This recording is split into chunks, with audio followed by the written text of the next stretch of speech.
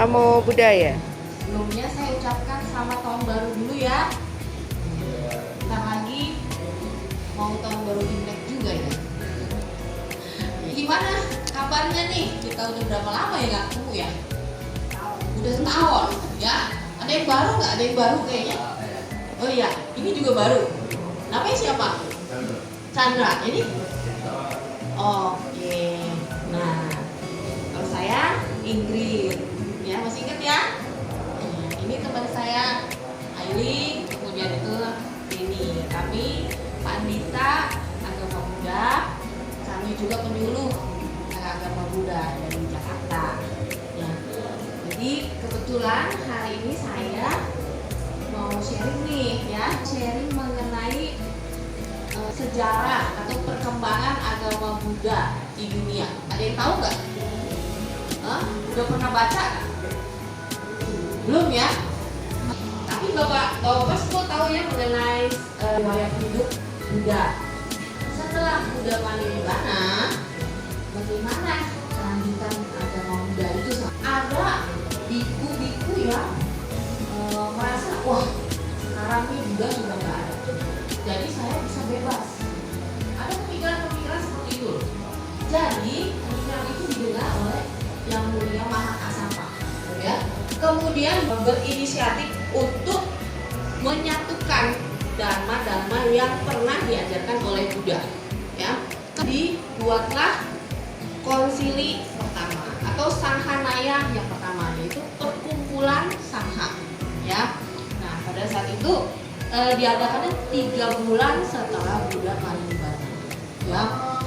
Karena dianggap perlu nih, kalau misalnya tidak mau perpecahan lebih lanjut, kita harus buru-buru menyatukan pendapat kita mengenai dharma, ya. Jadi diadakan di Goa, ya, dihadiri oleh 500 arahat, ya. Terakhir yang ikut adalah Ananda. Kenapa?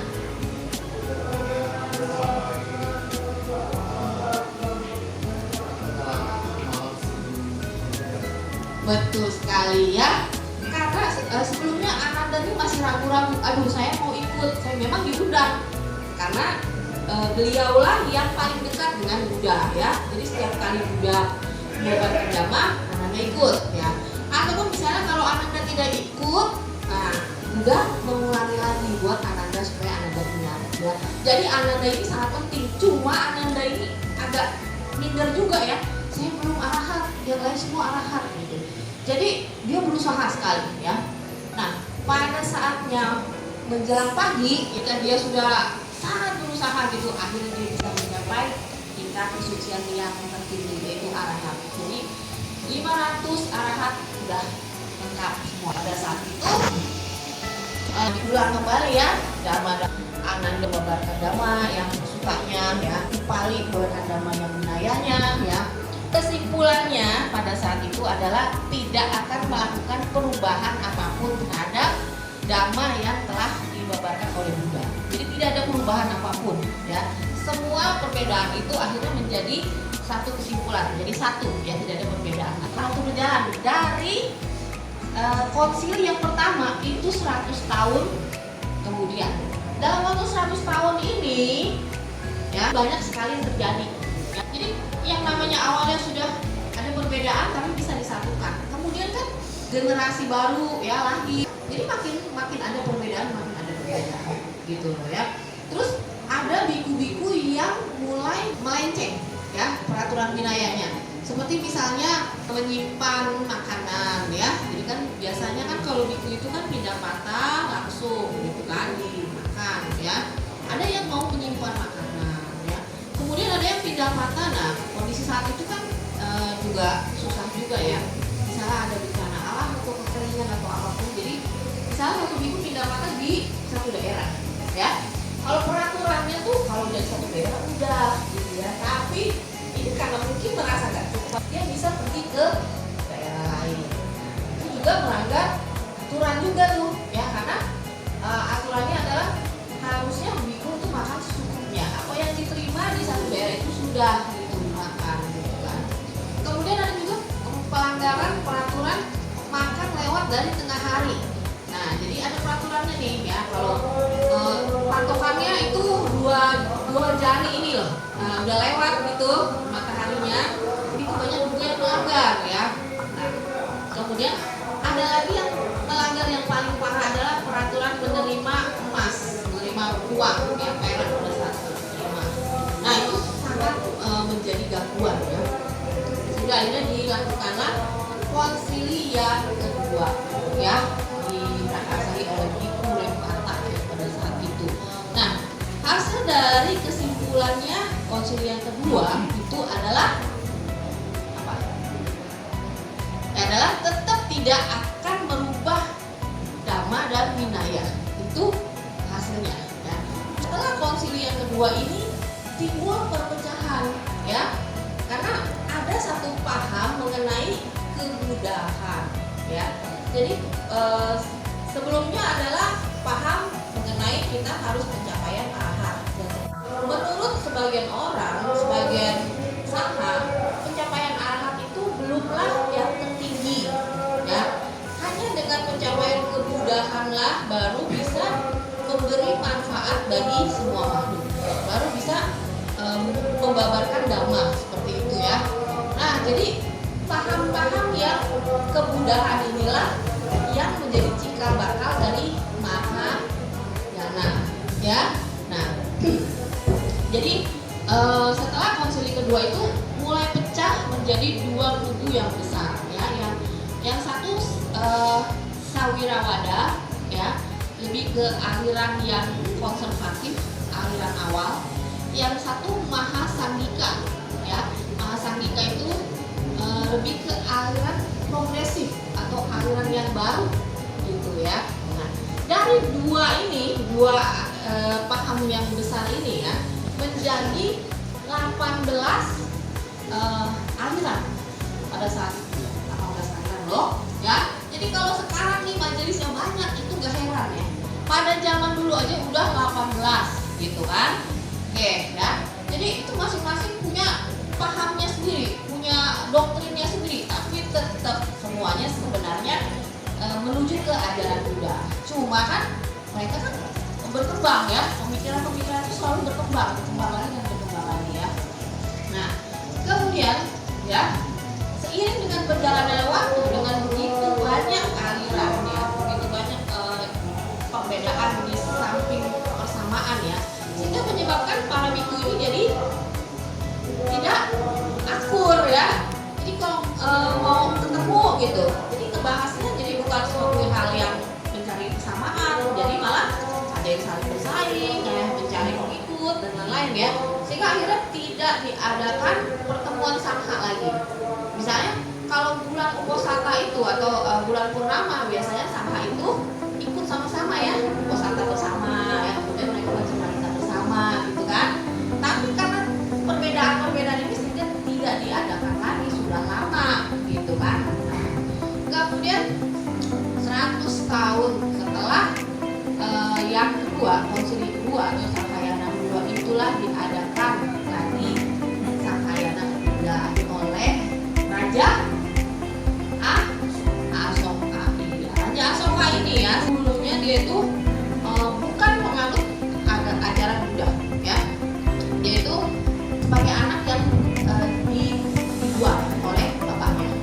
Tapi dia berhasil akhirnya mengalahkan saudaranya jadi putra mahkota, sehingga akhirnya dia menjadi raja. Saat dia menjadi raja pun ya, membunuh 99 saudaranya semua dihabisin sama dia. Tinggal satu adiknya yang bernama Tisa itu dia tidak, karena itu adiknya dia sayang banget ya. Nah, semua dia basmi karena menurut dia nantinya bakal menjadi masalah, dibasmi. Kemudian dia ikut peperangan lagi, dia menaklukkan banyak daerah dengan peperangan, sehingga pada saat itu dia melihat jalanan ini penuh dengan darah. Dia melihat, wah begitu banyak mayatnya, begitu banyak darahnya di jalanan ya, membuat dia menjadi ngeri, membuat dia jadi muak, membuat dia merasa saya telah membunuh begitu banyak orang dan pasti saya suatu saat akan terbunuh. Ya, kita juga kalau kita melakukan kesalahan, kita juga bisa berpikir gitu, apa saya sudah melakukan kesalahan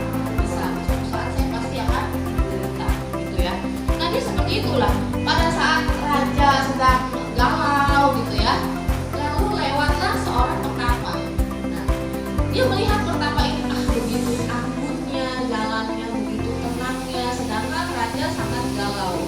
Raja memanggil pertapa itu, bertanya, Bante gitu, kenapa Bante begitu tenangnya? Ya, Bante itu mengatakan karena saya telah menjalankan ajaran Buddha. Oh, ajaran Buddha yang seperti apa? Lalu kemudian si Bante itu ngajarin ajaran Buddha. Nah, semenjak itu ya, Raja Asoka berubah ya. Dia tidak pernah menggunakan kekerasan lagi atau pembunuhan lagi. Pada saat dia ingin menaklukkan satu daerah, dia melakukannya dengan negosiasi damai ya. Kemudian dia melakukan, biasanya kan kalau ada perayaan ya, itu kan ada kurban ya, kurban hewan. Dia menghentikan.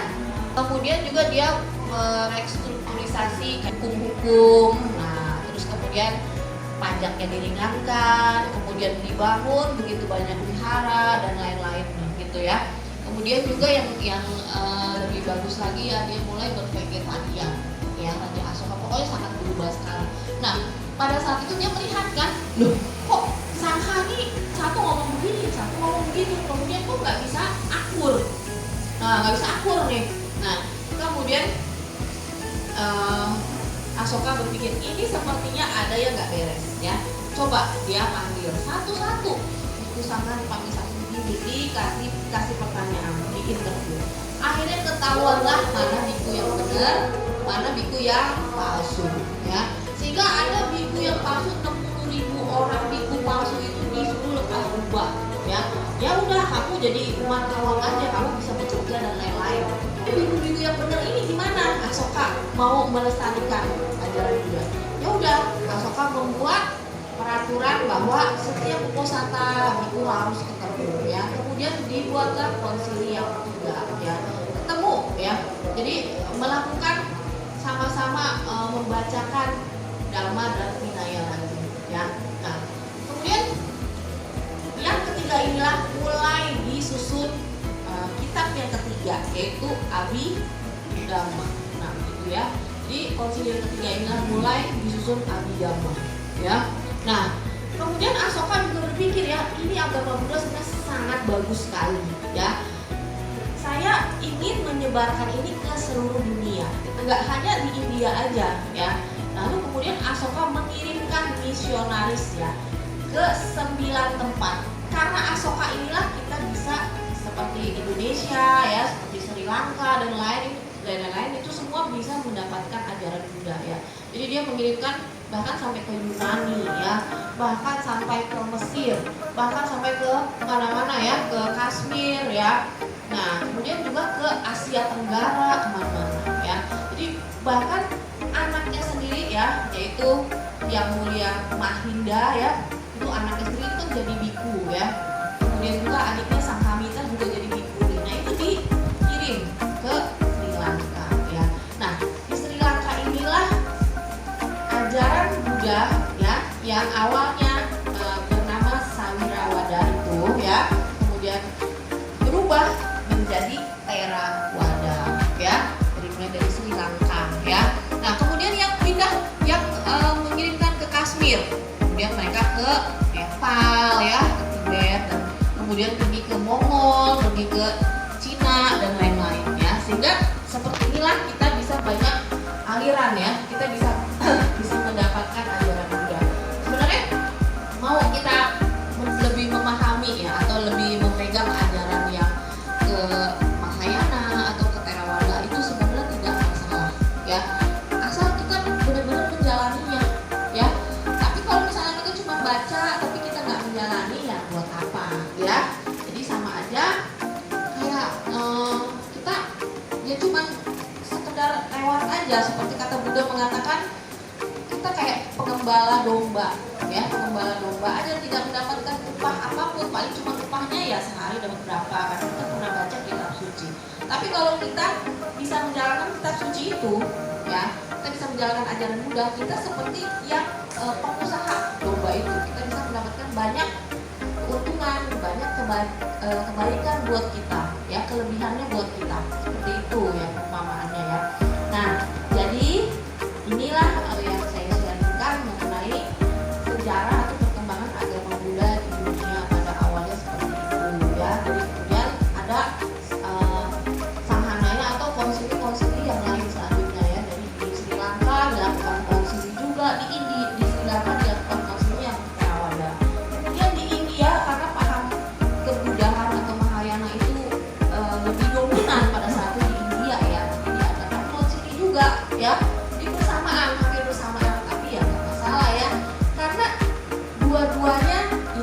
yang saling melengkapi ya.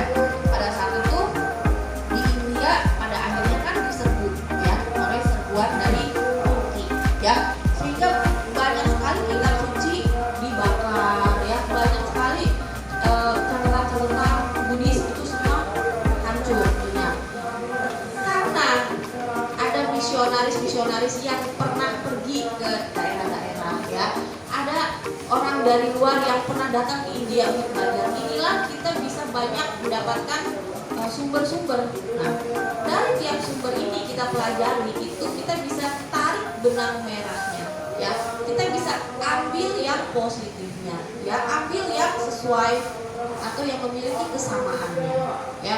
Jadi kita nggak boleh cuma hanya mau belajar yang ini aja gitu ya. Biasanya menganggap yang ini adalah ajaran yang tidak benar gitu, tidak sesuai dengan yang saya tahu gitu. Tidak ya, karena dari awal ajaran Buddha itu sebenarnya memang sudah terpecah seperti itu ya. Jadi kita harus banyak belajar supaya kita mengetahui banyak masukan atau dharma yang sesungguhnya, yang sebenarnya dari ajaran Buddha itu sendiri ya. Demikian ya, sis udah berapa? 11. Oke, nah kalau begitu sedikit waktu lagi ada yang mau nanya nggak? Itu satu pertanyaan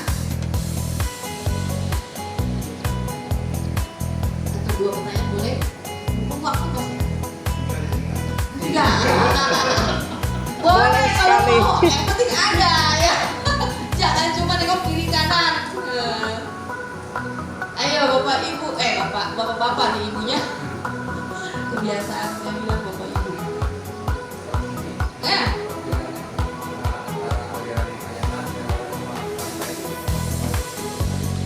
Oke, perbedaannya ya. Nah, sebenarnya sama-sama kita menuju pada ajaran Buddha Gautama. Semuanya sama ya. Tapi kalau kita pertama belajar Theravada ya, kita harus mengerti 4 kebenaran mulia. Kenapa kita saat ini merasakan penderitaan ya? Kenapa kebahagiaan saya tidak kekal ya? Apa sebab dari penderitaan saya? Dan bagaimana saya bisa melepaskan atau terbebas dari penderitaan ya? 4 kebenaran mulia. Kemudian kita tahu yang sebetulnya prinsip 8 apa aja, kita coba jalankan. Kemudian kita mengerti hukum karma, bahwa apa yang saya lakukan, saya harus melakukan hal-hal yang baik ya. Kalau hal buruk, saya akan buka lagi, mendapatkan penderitaan. Nah, itu semua kita tahu di Theravada. Kemudian untuk sehari-hari kita jaga sila kita, ya. Itu buat pegangan kita supaya kita nggak melakukan karma buruk, ya. Itu kita tahu di Theravada. Nah, kemudian ya tujuannya kan kita mau melepaskan kekotoran batin kita kan, ya. Semakin berkurang kan kotoran batin kita ya, lewat dari kita menjaga sila kita ya, melakukan kebajikan. Nah, di Mahayana itu ya, kotoran batin kita semakin berkurang ya, kita bisa melakukan praktek-praktek kebajikan ya, praktek kebajikan misalnya kita berdana atau cinta kasih ya kepada selain dari orang-orang yang kita sayangi ya, lebih luas lagi ya, lebih luas lagi. Kalau di Mahayana itu kita lebih luas lagi. Kalau di Theravada, kalau menurut saya kita benerin dulu diri kita. Nah, benerin dulu, kita disiplin dulu dengan sila gitu kan. Kita jadi punya kemauan untuk berubah menjadi lebih baik.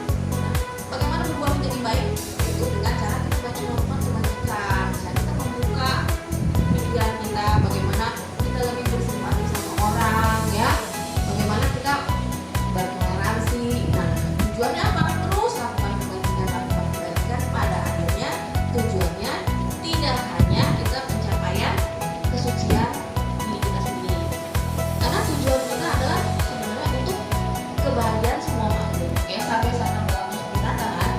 Jadi tidak bisa kita hanya mencapai kesucian diri kita sendiri kemudian kita paling banyak ya.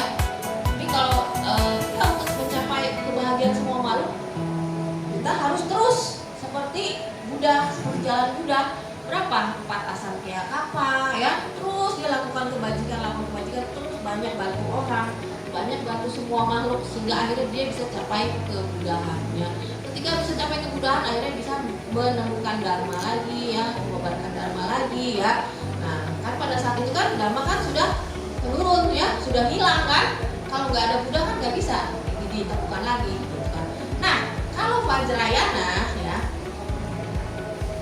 tujuannya itu sama seperti Mahayana, menuju kebudahan. Cuman Vajrayana itu dia ada teknik-tekniknya, teknik visualisasi, teknik meditasi, ya, teknik tantranya. Nah itu tujuannya sebenarnya untuk mempercepat seseorang pencapaian kebudahan seperti itu ya. Tapi tentunya karena teknik ini begitu sulit dan rumit ya, kita harus benar-benar mempelajarinya dan kita harus belajar dari guru yang otentik atau guru yang silahnya benar ya. Kemudian juga dia dari silsilah yang dari guru-guru dari Buddha Gautama turun gitu loh. Jadi bukan guru yang sembarangan yang ngaku-ngaku guru gitu loh ya. Jadi benar-benar kita harus meneliti apakah ini guru yang sesuai dengan ajaran yang baik, sesuai ajaran Buddha, kemudian juga orang yang mulia.